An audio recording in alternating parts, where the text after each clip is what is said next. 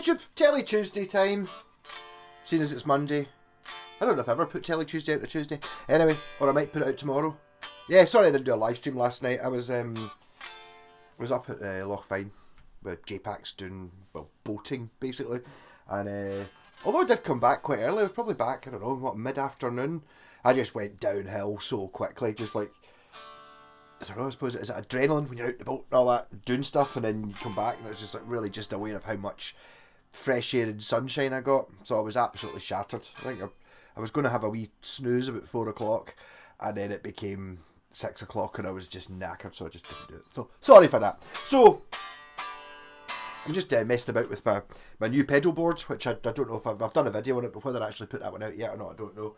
So, instead of having my previous board, which was tuner, the Joyo, British Sound, light distortion, rat pedal, Pi fuzz, Delamo fuzz, and then delay and reverb, I've now got a tuner, the Spark, a Rusty Fuzz, an El Cambo from Electronic, the new £1.82 rat clone pedal, a Joyo US Dream, which is just a distortion pedal, and chorus, because I'll give chorus a go. I don't know if I'll ever end up using it. So I'll play through the orange, no effects on it.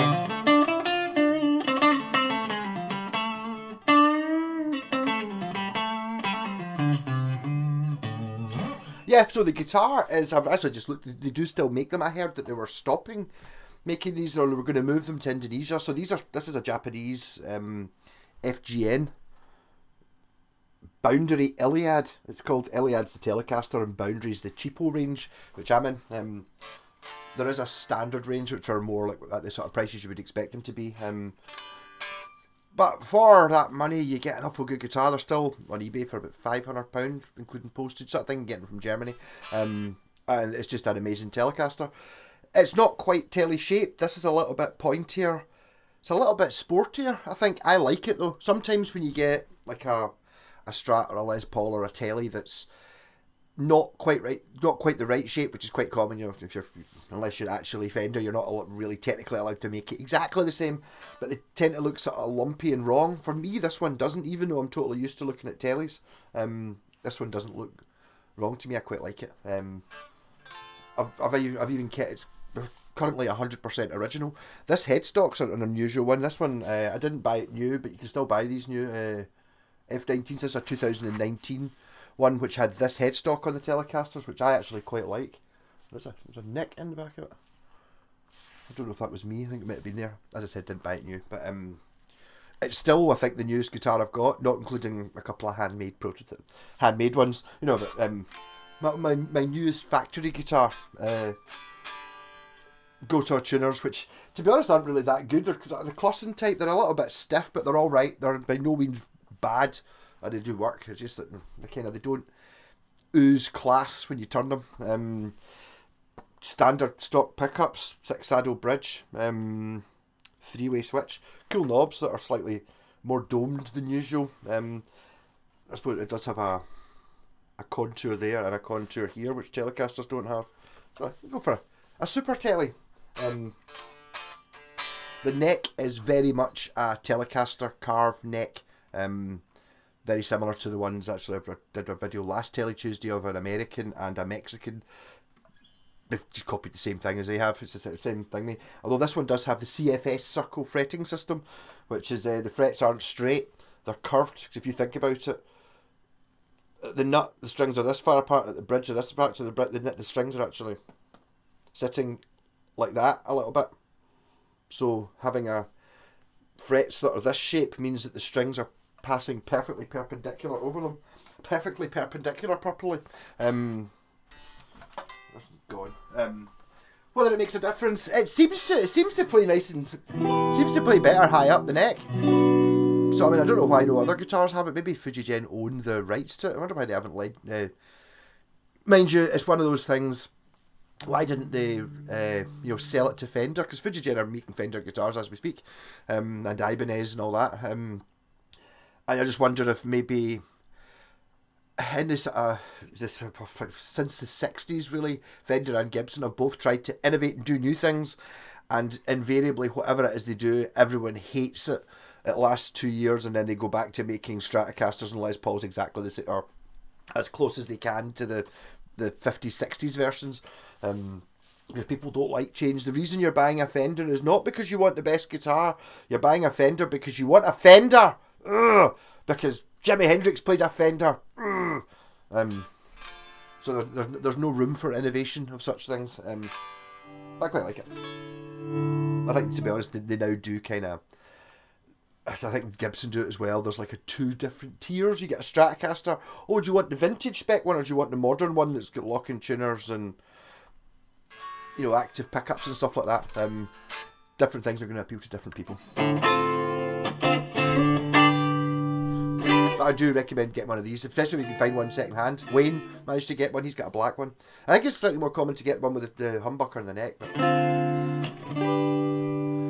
I just bought this one because it was cheap. I was watching it on eBay and I was like, why is it so expensive? What are these FJN guitars? They can't be Japanese if it's only that price. Blah, blah, blah, blah, blah. And then I went into Merchant City and tried one, and it was just like immediately, yep, this is a Japanese guitar. Like, even just looking at wee bits, like, you know, the way the routing round about where the truss rod goes, it's just so clean.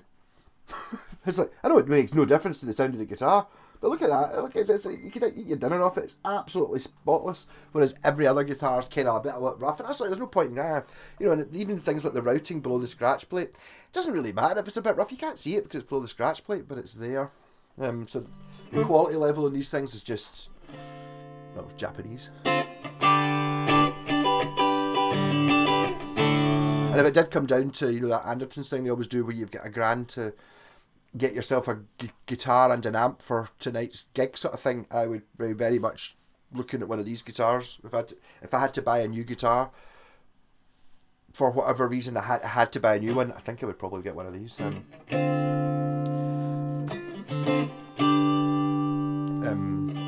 don't think you would get that amp for that.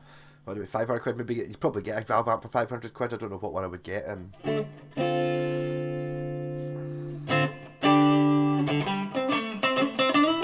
So that's just with the reverb on.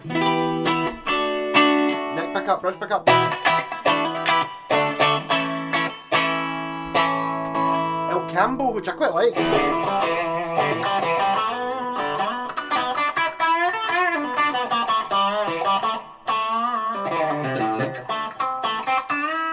Middle.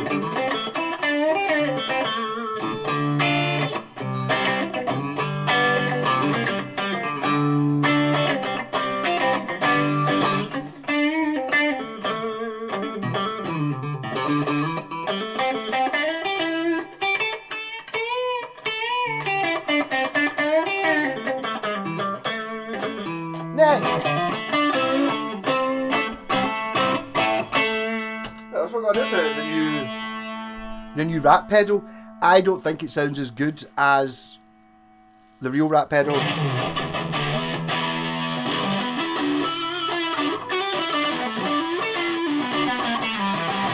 But I've just not really set it up. I really need to do an A-B video where I've got the two of them, that pedal and the Rat pedal. I'll see if I can make them work, just because I've got the knobs set and similar. Well, to be honest, I would normally have the volume and the distortion at half, which is what we're at now, so it's a significantly louder.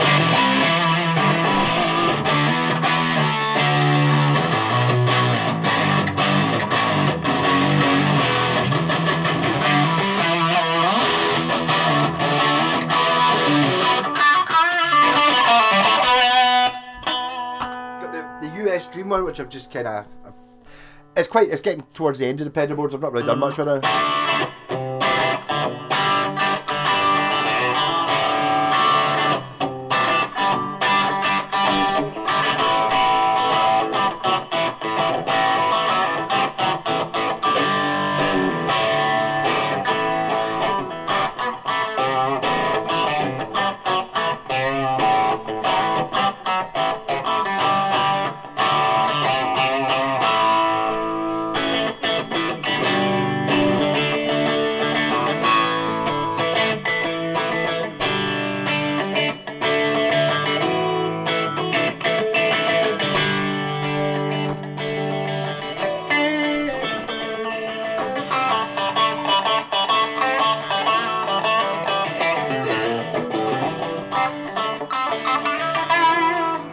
glad to be on the El Cambo, but if I use the spark pedal, it might just boost those mids to make it sound out a bit more.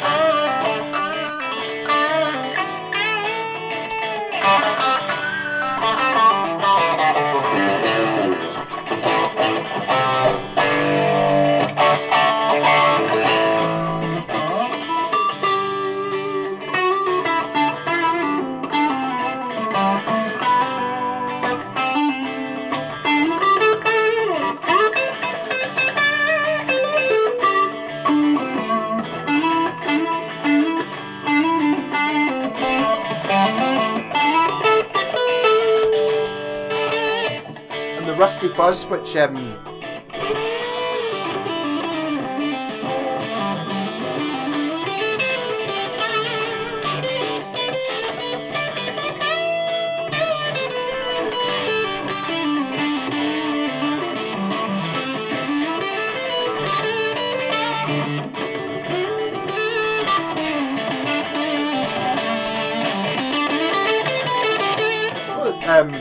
I've set the spark to kind of make the just like a mid boost.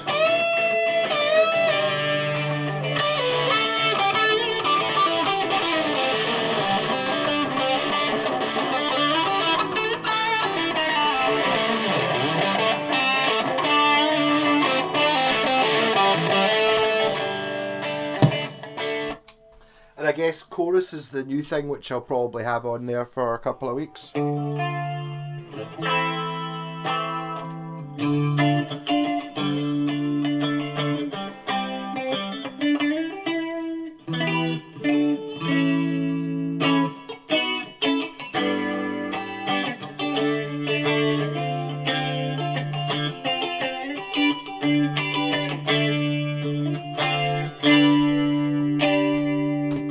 I wasn't really thinking as much along the lines of a Telecaster in chorus. I was more thinking when I was playing these sort of things, the sort of 80s ones. Kind of like, this, a Telecaster does have quite a naturally acousticy soundy country thing going on about it, which is nice anyway, whereas once you start using all the effects pedals, I don't know, something like one of these things seems to be a bit more appropriate.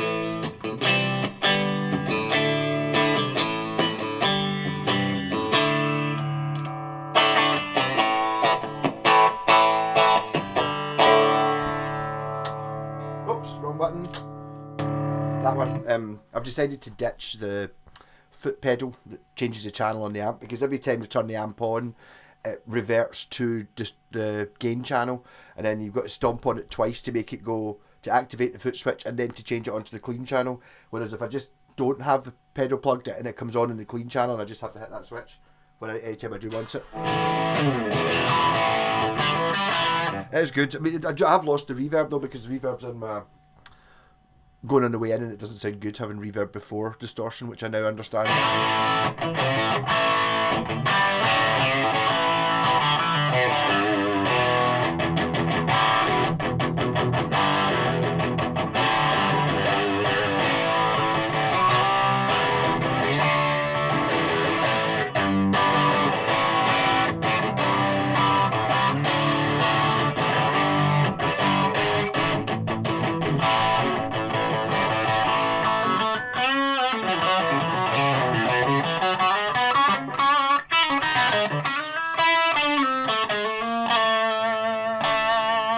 I guess what I'm kind of trying to do is run through having another bit of an attempt at having a bit of a guitar call. It's just that I keep playing these guitars and it's like this guitar is amazing.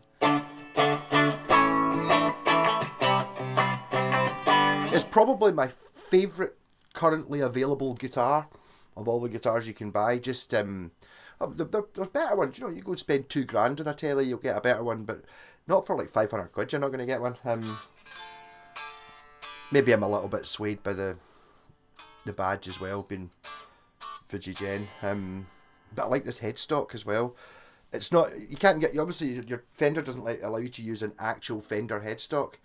So but there's various different types. The current model of this you can get has a more stratty headstock. It doesn't look right. I like this one. It's kind of like a sort of pointy telly. I've never actually seen another one like this, so I don't know. Maybe it was only a 2019 thing, or 2018, did I say it was? 2019. But Telecasters are the best guitars, I'm sorry.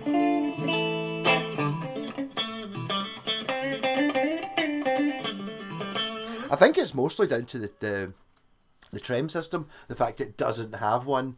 I think trems suck tone on any guitar, even just inherent. Doesn't matter how good your Strat is, it would be better if it was a hardtail. You don't get the trebly wobbliness and stuff like that, which is, you know, it's something you pay up for. But I just think it's like that whole, when you're learning to play the guitar, you should buy a Telecaster first, especially if you're buying a new guitar. You should be looking at the Squier Bullet Tele or whatever it is, you know, the same price as the Bullet Strat. But if you look up a second-hand one, you'll go, oh, there's plenty of these Bullet Strats. Where's all the Teles? Oh, it's because people don't tend to sell the Teles, because Teles are awful good. I think it's maybe just a little bit easier to make a Tele. You know, it's like you get to the point of, I'm going to argue this is a Tele. All the bits are there. And I think because they're quite simple to make, generally if you're buying a brand new £100-150 Telecaster, it is a Telecaster, whereas £150 Strat, it's a Stratocaster, but it's not a Stratocaster, if you know what I mean. You need to get up to a certain quality level before it does the things, whereas I think Teles just do it because there's so little for them to do. But they're also just totally cool. I don't know if this is probably not the colour I would have chosen, but I'm not going to pay any extra money for the colour I want. So check these out. I don't think they get. I think Anderton actually went through. Was it last year? They ran through a thing where they introduced them, and I figured that, oh, these are going to start being worth money because people will find out about them. But I think there's just that thing, which obviously we all know about, where it's like, it's a Gibson Les Paul. Only a Gibson Les Paul's good enough. It's the best guitar in the world. Have you ever played a guitar? No, but a Gibson Les Paul's the best guitar in the world. If you don't play the guitar, then you've never ever actually played one. No, I've never played one, but I'm totally sure that a Gibson Les Paul's the best guitar in the world. Just the way it is, isn't it? There is an element of personal taste in these things, but there's also an element of everyone else says it is. I'm like everybody else. They must all be right.